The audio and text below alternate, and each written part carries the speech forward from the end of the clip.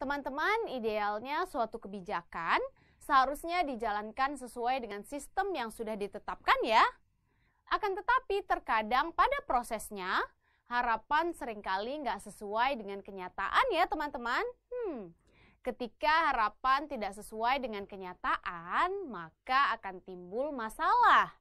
Nah, seperti yang terjadi pada saat dijalankannya sistem tanam paksa. Lalu, mengapa demikian ya?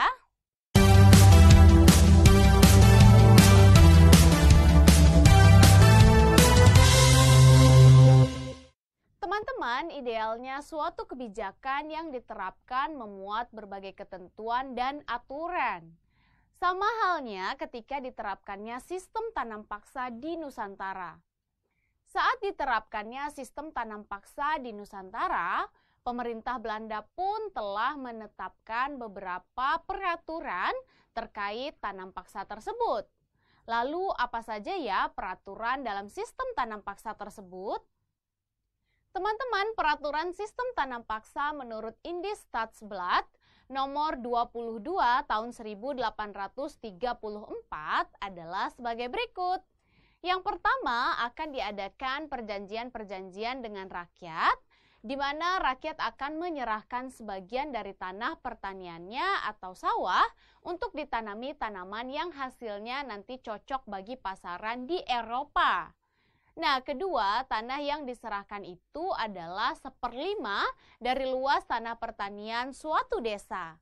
Artinya tidak semuanya ya teman-teman, hanya 1/5 saja. Oke? Kemudian yang ketiga, waktu yang dibutuhkan untuk tanaman tersebut sampai memberi hasil tidak boleh lama daripada penanaman padi. Dan yang keempat, tanah yang diserahkan itu harus bebas dari pajak tanah. Jadi seharusnya tanah yang sudah dipakai untuk tanam paksa tidak akan dikenakan pajak ya, alias bebas pajak. Oke? Kelima, hasil semua tanaman harus diserahkan kepada pemerintah. Jika ternyata hasil taksiran dari hasil tanaman itu lebih tinggi dari jumlah yang dibayarkan pada pemerintah, maka selisihnya akan dikembalikan kepada rakyat ya. Dan yang keenam, kalau ada gangguan alam hingga panennya menjadi rusak, maka kerugian tersebut akan ditanggung oleh pemerintah, bukan ditanggung oleh petani ya teman-teman. Oke deh, kemudian yang ketujuh, rakyat bekerja di bawah pengawasan para kepala. Dan pengawasan oleh para pegawai Eropa hanya terbatas pada kontrol terhadap pekerjaan panen. Nah, teman-teman, idealnya suatu aturan jika diterapkan dengan baik, maka tidak akan menimbulkan kerugian ya. Tapi hal ini akan menjadi berbeda jika suatu aturan tidak dijalankan dengan baik, bahkan justru diselewengkan. Seperti apa ya bentuk penyelewengan yang terjadi pada saat dilaksanakannya tanam paksa? Transaksi kekuasaan antara pemerintah kolonial dan penguasa lokal membuat sistem budidaya menjadi tanam paksa. Seiring berjalannya waktu, kemudian ketentuan jumlah tanah yang digunakan ternyata lebih dari 1/5 luas lahan.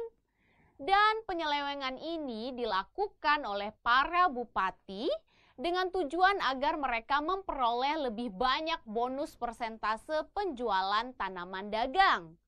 Dan petani inilah yang harus menanggung derita akibat tanam paksa. Bahkan Lombard mencatat selama 4 dekade diterapkannya sistem tanam paksa, ternyata tanam paksa telah menyumbang sekitar 800 juta gulden terhadap kas pemerintah Belanda. Wow, bukan jumlah yang sedikit ya teman-teman.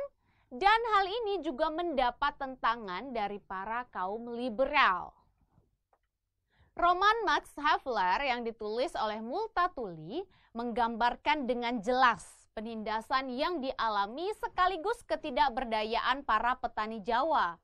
Bupati dan pejabat desa sebagai penguasa lokal kerap mengeksploitasi para petani untuk keuntungan mereka sendiri. Penindasan yang dialami oleh para petani tersebut seperti adanya pungutan-pungutan liar dan juga penarikan pajak yang dilakukan secara paksa oleh para bupati dan pejabat desa. Kaum liberal Belanda pun menentang sistem tanam paksa dan secara bertahap dihapuskan pada 1870. Penolakan ini juga datang dari kalangan pengusaha yang tergiur keuntungan dan potensi usaha di Jawa. Pada tahun itu pula lahir Undang-Undang Agraria tahun 1870